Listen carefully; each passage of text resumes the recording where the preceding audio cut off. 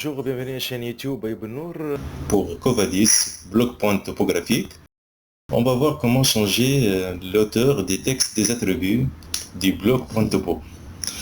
Je vais ouvrir un exemple.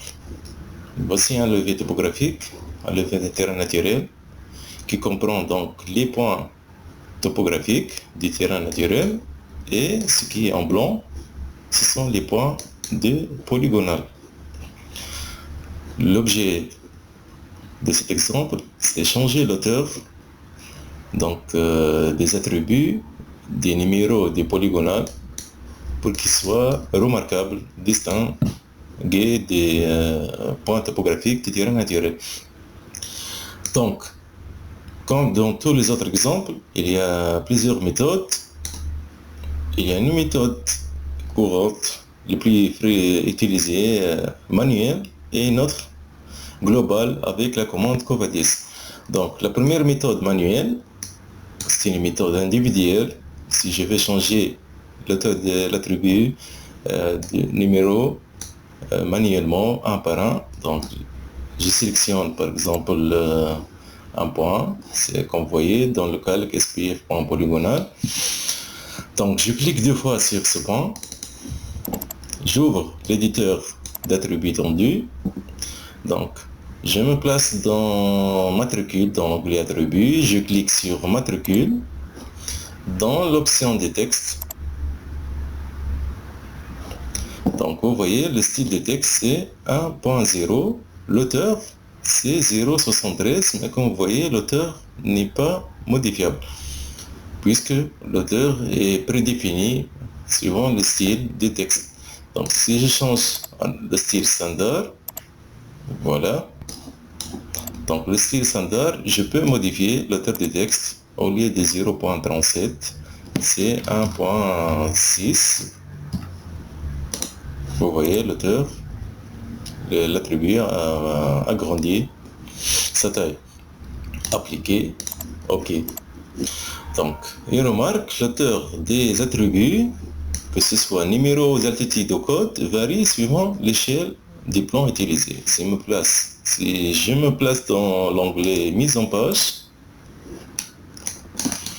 voici un format A3, l'échelle par exemple 1 sur 500. L'auteur que j'ai défini 1.6, c'est l'auteur du texte dans le papier après l'impression, dans le papier réel. Je reviens au mode objet. Je vais voir une autre méthode. Donc, coédition, attribut, auteur. Donc, il y a un choix, soit le choix de sélectionner manuel, comme vous voyez, sélectionner les blocs à traiter. Je clique manuellement ces points, les points topographiques par exemple. Je valide par entrée. Donc, il me demande la nouvelle hauteur de texte des altitudes. Ce qui est entre guillemets, c'est 1.6, c'est la valeur par défaut de ce texte.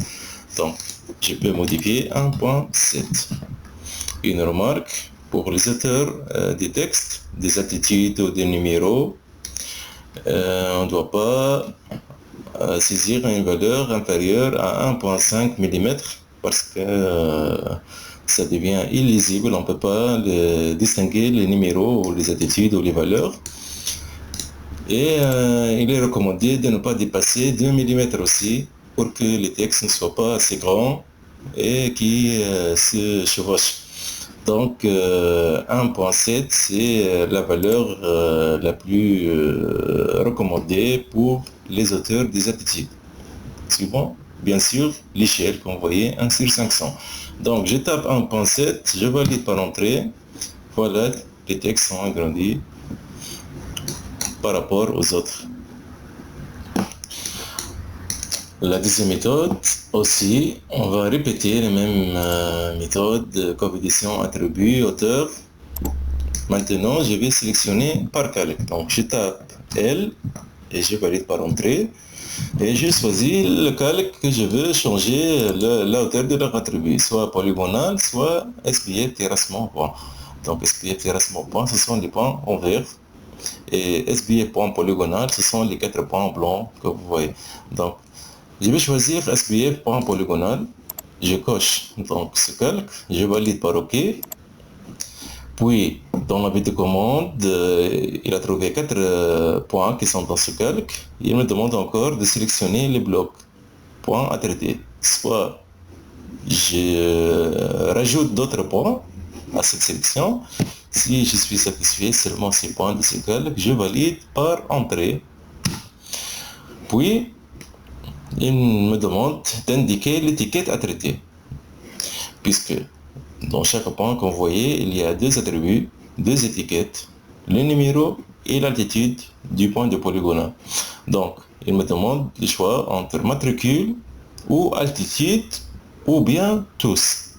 Tous, elle est entre guillemets, c'est une valeur par défaut. Si je valide par entrée, je vais changer les hauteurs du numéro et des altitudes simultanées avec la valeur saisie ultérieurement. Par exemple, je vais valider par entrée. Il me demande la nouvelle hauteur de ces 2 points, numéro et altitude. Je vais choisir 1.7. Voilà, les 2 hauteurs sont uniformes avec une hauteur 1.7. Je vais répéter donc la même méthode coefficient attribut hauteur. Je choisis le calque L entrée ou bien barre d'espace. J'ai 2 choix. Soit je valide par entrée, soit je valide par la barre d'espace. Donc, je valide, OK. J'ai choisi encore SBF point polygonal. Je valide ma sélection en cliquant sur OK. Il me demande de choisir encore des blocs point de pot. Donc, je valide par OK pour ignorer cette étape. Puis, il me demande d'indiquer l'étiquette à traiter. Maintenant, au lieu de choisir tous les points ensemble, toutes les étiquettes, je vais choisir la matricule seulement. Donc, je tape M. M veut dire matricule. Et je valide par entrée. Il me demande la nouvelle hauteur pour l'étiquette des numéros ou des matricules des points de polygonal. 1.7, c'est la valeur courante de ces points. Je valide par entrée si j'accepte cette valeur, ou bien je saisis ma nouvelle valeur, par exemple 2 mm comme hauteur pour les numéros pour que des polygonales, pour qu'ils soient distingués et lisibles. Donc je tape 2 et je valide par entrée.